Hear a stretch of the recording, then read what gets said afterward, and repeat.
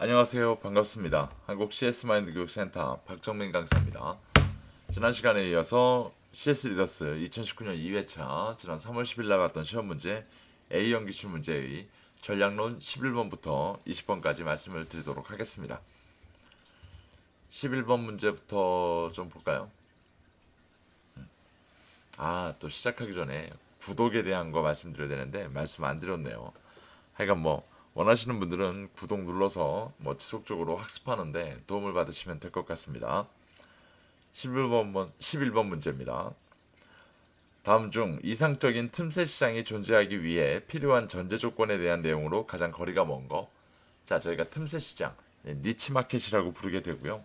처음에 시작하게 되면 워낙 그 시장 규모가 작죠. 그래서 스타트업 또는 벤처 이런 곳들에서 시장을 새롭게 만들기 위해서 많이 노력들을 하고 계시는 거고요. 일단은 존재하기 위해서 가장 기본적인 존재는 시장이 작기 때문에 경쟁업체라고 하는 동종업체로부터 어떻게 해야 돼요? 외면받는 게 원칙이에요. 기본적으로 봤을 때.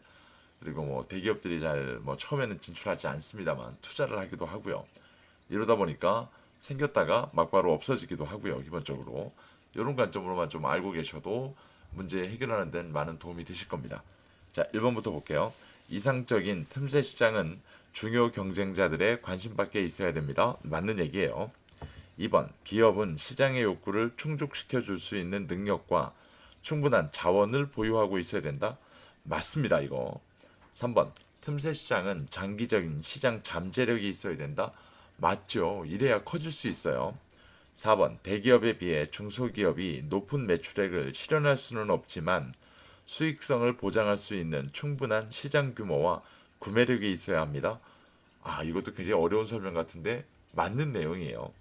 5번, 기업은 자신들이 소비자로부터 확립해 놓은 신뢰관계를 바탕으로 주요 경쟁자들의 협력과 상생을 통해 시장의 규모를 확장시켜야 한다. 실제로 이런 워딩처럼 이러면 얼마나 좋겠어요. 하지만 저 경쟁자들의 협력과 상생을 통해 라는 부분은 어떻게 하셔야 돼요? 네, 주요 경쟁자들의 공격을 방어할 수 있어야 합니다. 라는 걸로 바꾸시는 게 원칙적인 설명입니다. 그래서 이 문제에 보면 5번이 가장 거리가 먼 설명이다 라고 볼 수가 있겠고요. 전체적인 틈새 시장에 대한 내용을 이해하고 있으셔야만 풀이가 가능한 문제 유형이었습니다. 그래서 다 암기까지는 아니어도요. 이런 개념은 아실 필요가 있는 문제 유형이었습니다. 다음 문제 보겠습니다. 서비스 패러독스 발생 원인 중 기술의 복잡화에 대한 설명으로 가장 부합하는 거. 자, 기술의 복잡화예요. 기술의 복잡화라는 건 저희가 간단하게 생각해 보면 일단은 사용하기 어렵고요. 그 다음에 또 뭘까요? 네, 아무나 고칠 수도 없다는 얘기예요. 그러니까 그런 게 이제 기술의 복잡하잖아요. 1번, 인간을 기계의 부속품 정도로 취급하여 인간 존엄성이 무시되는 현상이 발생됐습니다. 이건 뭘까요? 네, 서비스의 인간성 상실이에요. 패러독스, 서비스 공업화의 원인 중에. 2번, 인력 확보가 힘들어짐에 따라 충분한 교육 훈련 없이 종업원을 채용하는 문제가 발생됐다. 이건 뭘까요? 네, 종업원 확보의 악순환일 거고요. 3번, 획일적인 서비스를 제공하고 상황에 따라 유연하게 대응하지 못하며 경직되는 위험을 갖고 있다. 자, 이건 뭐예요? 서비스의 동질화죠. 4번, 손쉽게 인근 업소에서 수리받던 시대는 지나가고 이제 고객이 멀리까지 가서 기다려야 하는 시대가 되었다. 여러분, 이게 어떤 거예요? 기술의 복잡하죠. 이게 쓰기도 어렵고 고치기도 어렵고. 5번, 종업원의 자유 재량이나 서비스의 기본이 되는 인간적 서비스가 결여되어 서비스 빈곤이라는 인식을 낳게 되었다. 이게 서비스 표준화에 대한 설명입니다. 자, 이렇게 보면 정답은 4번이 될 겁니다. 자, 조금만 읽어보시고 내용 자체만 이해만 하고 계신다면 충분히 풀 수 있는 문제 유형이었습니다. 다음 문제. 수잔 키비니 교수. 자, 수잔 키비니 교수 하면 저희가 떠올라야 되는 키워드는 뭐예요? 고객 이탈, 고객 전환 행동이죠. 자, 이 교수가 제시한 서비스 전환 유형 중 비자발적 전환에 해당하는 거. 자, 이미 제 문제에서 비자발적이라고 하거든요. 비자발적은 결국 무슨 얘기예요? 흔히 우리가 얘기하는 어쩔 수 없이라는 얘기잖아요. 이거는. 그죠? 1번. 속임수 및 강압적 판매. 자, 이것 때문에 바꾸는 건 어쩔 수 없는 건 아닐 거예요. 2번 예약을 위한 대기 시간의 불편. 자, 이것도 어쩔 수 없는 건 아니죠. 불편한 것뿐이죠. 3번 안전상의 문제와 이해관계 대립. 자, 이것도 보면 어쩔 수 없는 건 아닐 겁니다. 4번 서비스 제공자의 업무 중단 및 고객 이동. 자, 이거겠죠, 이거. 만약에 제가 가고 있는 매장이 문을 닫아버렸어요. 자, 이건 어쩔 수 없이 제가 다른 업체로 가셔야 돼요. 2번, 4번이 서비스 제공자의 업무 중단, 고객 이동. 자, 이건 어쩔 수 없다라는 관점으로 볼 수가 있겠죠. 자, 높은 가격, 가격 인상, 불공정한 가격 산정 및 속임수 가격. 자, 이것도 어쩔 수 없는 건 아닐 거예요. 자, 그럼 다시 한번 봐요. 자, 1번 그리고 3번 같은 경우는 뭐라 부를까요, 저희가? 예, 윤리적 문제라고 불러요. 그럼 2번은 어떤 거예요? 이건 불편이죠. 불편. 5번은 가격일 거예요. 자, 이렇게 나누면 자, 어느 정도 다 구별이 되실 수가 있을 겁니다. 다음 문제 좀 보겠습니다. 브레디와 크로닌이 제시한 애프터 서비스의 품질 차원이라고 나옵니다. 품질 차원. 자, 이 중에 결과 품질에 해당하는 거 저랑 같이 수업하시는 분들은 제가 유독 수업 시간에 이 품질에 대해서 끊임없이 여쭤보고 있는데 자, 여기서 찾아보게 되면 뭘까요? 결과 품질 그러면 전문성과 기술일 거예요. 전문성과 기술. 자, 그러면 답은 간단하게 보면 뭘까요? 네, 가와 라입니다. 자, 그럼 나머지 두 개는 뭘까요? 상호작용 품질이라는 게 있고요. 여기에 이제 태도 및 행동, 처리 시간 이런 것들이 있습니다. 그리고 마지막으로 물리적 환경 품질이라는 게 있을 거고요. 여기에 이제 편의성, 정책 이런 것들이 들어가 있습니다. 예, 조금만 좀 암기만 하시면 충분히 해결 가능한 문제 유형이었습니다. 다음 문제. 서비스 수익 체인을 이용하여 자, 고객의 수익 확보가 들어오게 되는 논리적인 구조를 저희가 서비스 수익 체인이라고 부릅니다. 기업의 핵심 역량을 형성시키고 형성이 아니겠죠? 이거 향상이겠죠? 죄송해요. 오타예요. 그렇게 오타를 잡는다고 하는데도 역량을 향상시키고 운영 단위를 지속적으로 관리하기 위해 고려해야 할 사항으로 가장 거리가 먼 건 뭡니까? 실제로 보면 한 6가지 정도가 나와요. 근데 이건 이제 저희도 수업할 때 암기를 좀 하셔야 됩니다. 라고 말씀을 드리는데 아래쪽에 있는 것, 위에 쪽에 있는 것보다 아래쪽에 있는 것만 조금이라도 좀 눈에 익숙하게 좀 만들어 주세요. 라고 부탁드리는 내용입니다. 1번, 측정한 결과에 대한 보상의 개발. 맞을 겁니다. 2번, 내부적 성공 사례에 대한 정보 공유. 맞죠? 3번, 성과 향상을 위한 행동 지침의 설계. 맞아요. 4번, 자체 평가한 결과에 대한 상호 의견 교환. 맞습니다. 자, 네 가지가 왜 맞다고 자꾸 했냐면 기업의 핵심 역량을 향상시키고 운영 단위를 지속적으로 관리하기 위해서는요. 아까 문제에서 말씀을 안 드렸는데 어떤 관점? 전사적 관점이 있으셔야 되잖아요. 그런 관점으로 이해를 하시면 될 것 같고 5번 의사결정 단위와는 별개로라고 나와요. 자, 의사결정 단위와는 별개로라는 말은 안 맞아요. 아까 제가 말씀드렸죠. 전사적을 의미하고 있다고요. 자, 그러면 별개로가 아니라 뭐예요? 모든 걸 다 총합해서 흔히 이제 교재에서는 망라해라고 나오는데요. 그런 관점으로 이해를 하시면 풀이가 가능한 문제 유형이었습니다. 다음 문제.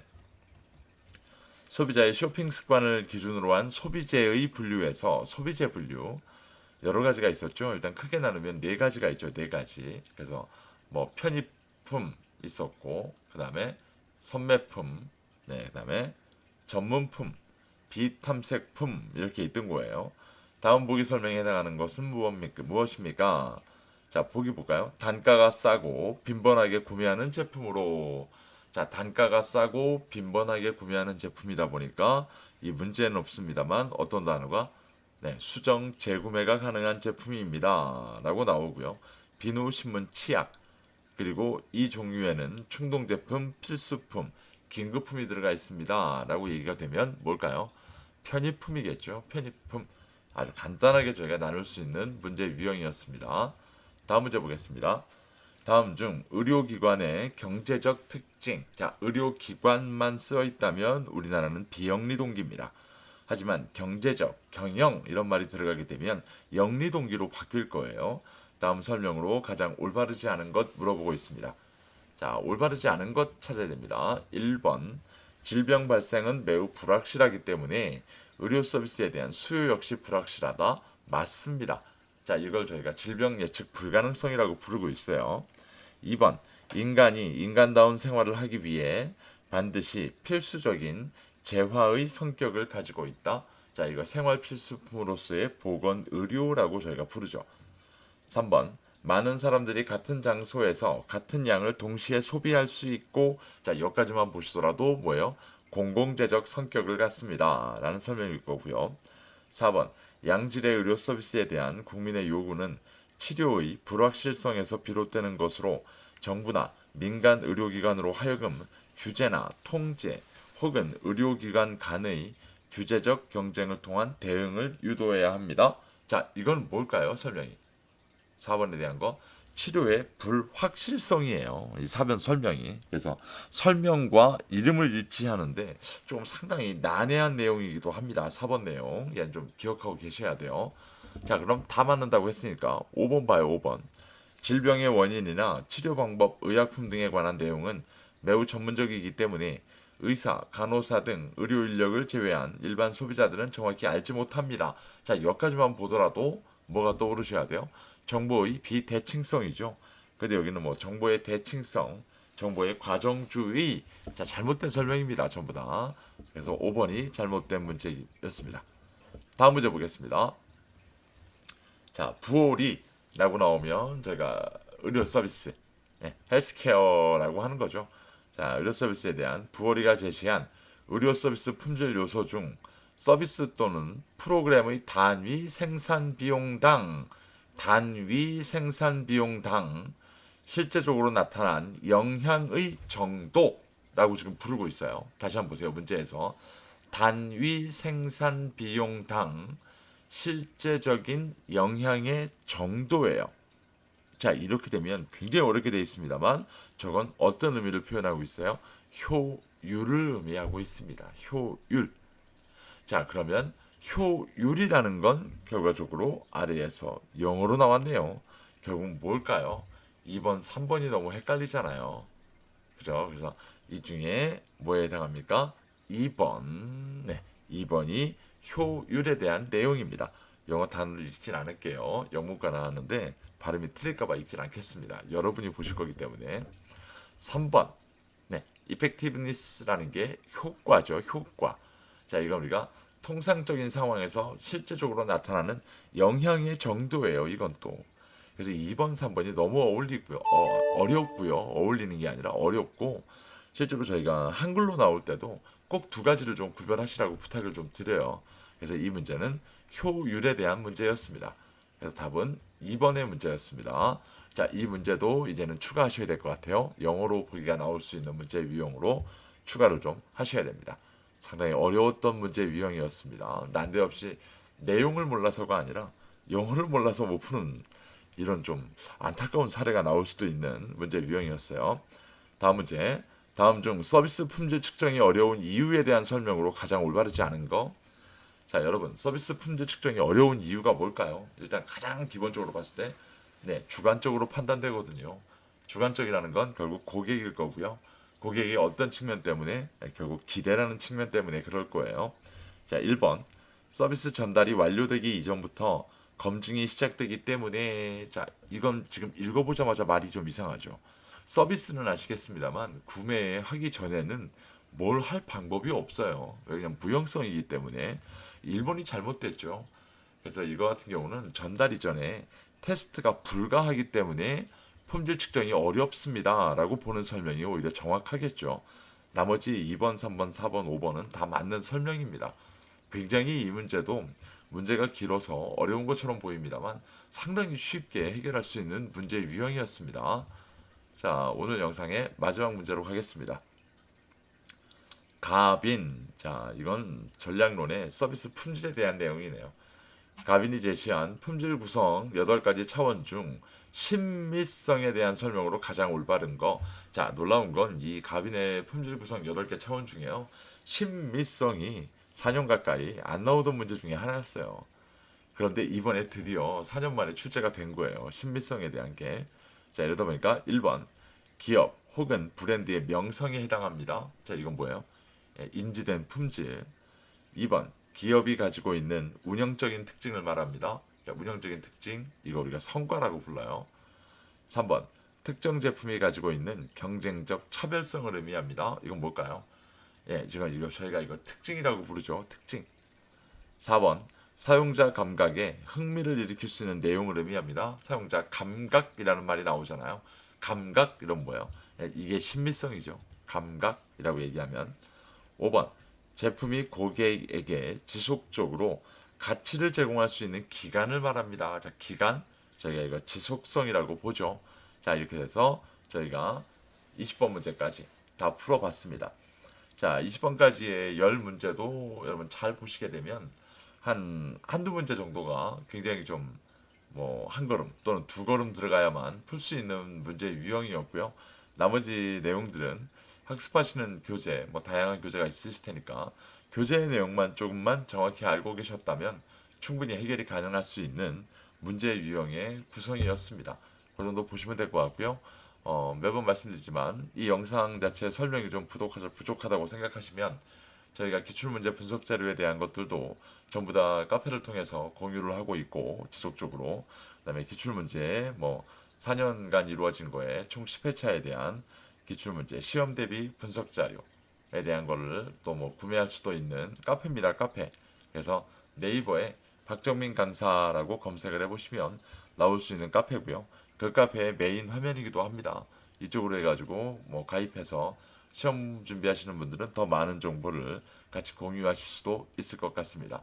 정말 고생 많이 하셨고요. 저희가 다음 시간에는 21번부터 30번 문제까지 전략론의 마지막 문제를 진행하도록 하겠습니다. 긴 시간 고생 많으셨습니다. 고맙습니다.